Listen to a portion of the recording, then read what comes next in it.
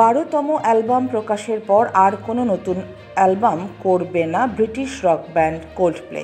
Album থেকে গুটিয়ে নেওয়ার বিষয়ে গত বছরও কথা বলেছেন ক্রিস মার্টিন। গত মঙ্গলবার রেডিও ডিজেজেন লোককে দেওয়া সাক্ষাৎকারে বিষয়টি আরও খোলাসা করেছেন তিনি। মার্টিন বলেন, 12তম অ্যালবামই হবে শেষ অ্যালবাম, এরপর আর কোনো অ্যালবাম রেকর্ড করবেন না তারা।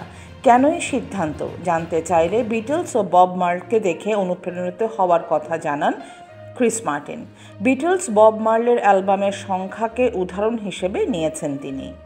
কোল্ডপ্লের 10ম অ্যালবাম মুন মিউজিক প্রকাশিত হবে 4 অক্টোবর। এরপর আর 2টি অ্যালবাম করবে কোল্ডপ্লে। বছর দুয়েক পর কোল্ডপ্লের 12তম অ্যালবাম বের হবে। এরপর ব্যান্ড হিসেবে কোনো অ্যালবাম না করলেও ব্যান্ডের সদস্যরা এককভাবে গান চালিয়ে যাবেন। এরপর আগামী জানুয়ারিতে Mumbai music of the spheres ট্যুরে গাইবে ব্রিটিশ রক ব্যান্ড কোল্ডপ্লে। 8 বছর পর ভারতে গাইতে আসছে কোল্ডপ্লে। আগামী 18, 19 ও 21 জানুয়ারি মুম্বাইয়ের ডিওয়াই পাতিল স্টেডিয়ামে গাইবে ব্যান্ডটি।